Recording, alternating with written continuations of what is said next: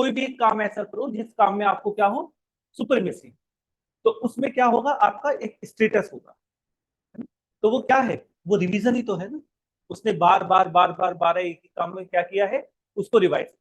ऐसा नहीं है कि आज एक बिजनेस कर लिया तो कल दूसरा बिजनेस, तो कल तीसरा बिजनेस, तो एक उसमें उसका क्या होता है, मोनोपोली होता है एक फिक्स। इसलिए क्या करो कि रिवीजन को पकड़ो।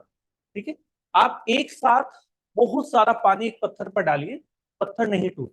आप कितना ही पानी डाल, कितने ही गैलन पानी आप डाल दीजिए उस पर एक बूंद अगर लगातार भी कंटिन्यूअसली उस पर गिरती रहेगी तो वो पत्थर को। तो what is the basic difference between this two? The main thing is the consistency.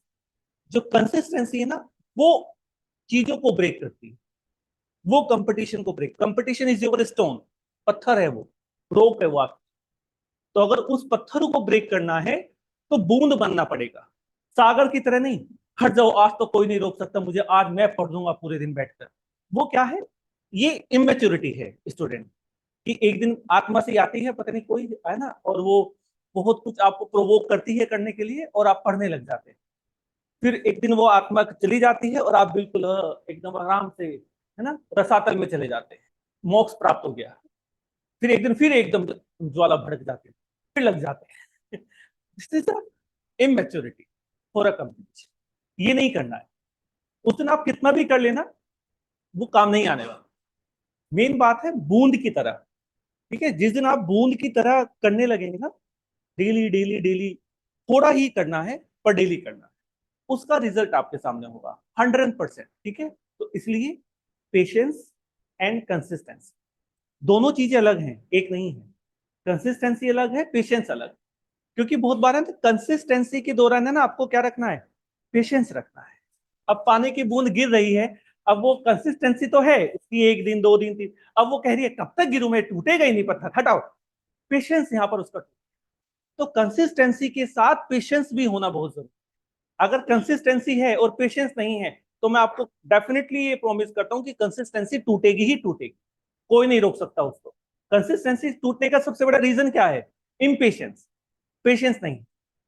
सब कुछ बहुत जल्दी चाहिए। ये जब से 60 सेकंड वाला आ गया ना, इसने लिटरली, ये साइकोलॉजिकल इफेक्ट है। आप समझते हैं कि इट जस्ट एंटरटेनमेंट, नो, ये आपके ब्रेन को वो कमांड दे रहा है कि आपको हर 60 सेकंड में एक नया एंटरटेनमेंट चाहिए। कभी किचन से रिलेटेड, तो कभी आपकी हेल्थ से रिलेटेड, तो कभी मूवी से रिलेटेड। हर 60 सेकंड में आपको एक नया एंजॉयमेंट मिल जा रहा है। पहले क्या होता था, एक मूवी, एक सीडी आती थी, कोई 60 सेकंड वाला था ही नहीं, 3 घंटे का मूवी है तो 3 घंटे का देखना ही है। पेशेंस डेवलप होता था, 3 घंटे बैठना है। अब नहीं है, अब 60 सेकंड में आपको एंटरटेनमेंट मिलता है। यूट्यूब शॉर्ट्स वीडियो और इंस्टाग्राम की रील्स, ये तो है 60 सेकंड का एंटरटेनमेंट। आपके अंदर है ना इम्पेशेंसी को बढ़ा रहे, लिटरली। तो जितना हो सकता है ना कंसिस्टेंसी के साथ, याद रखना, यस, जो धैर्य है ना, वो सबसे जरूरी है।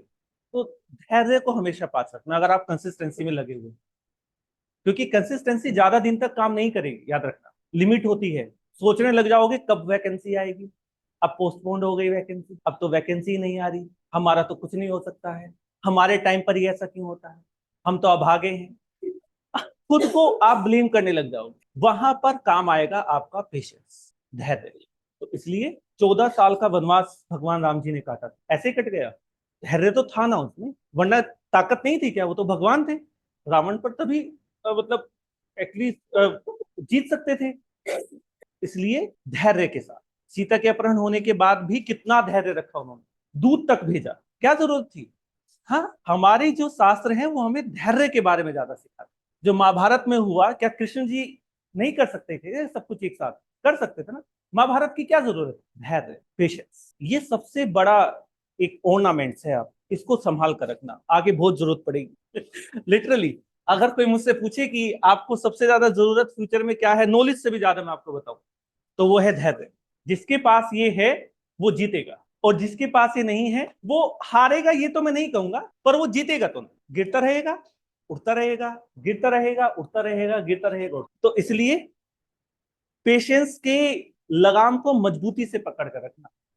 नॉलेज एक बार इधर उधर हो चल जाएगी, एक टाइम पर आकर आकर आप 8 से 10 घंटे पढ़ेंगे एक महीने तक, तो वो नॉलेज रिस्टोर हो जाएगी। पर जब पेशेंस का धागा छूटा तो ना तो नॉलेज काम आएगी, ना कंसिस्टेंसी काम आएगी, ना ये 1.5 साल की मेहनत काम आएगी, क्योंकि जब पेशेंस टूटता है ना तो कुछ नहीं बचता है।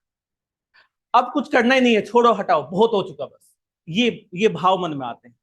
और जब ये भाव मन में आते हैं ना तो फिर आप होंगे कितने बड़े नॉलेज वाले इंसान, कुछ काम नहीं है। 1000 बल्ब पर जाकर वो सफल परीक्षण हुआ था आइंस्टीन का, क्या था? पेशेंस। कंसिस्टेंसी तो 50 पर भी हो जाती ना, 100 बल्ब पर भी हो जाती, 150 पर, 500 बल्ब पर हो जाती, बट पेशेंस बहुत जरूरी।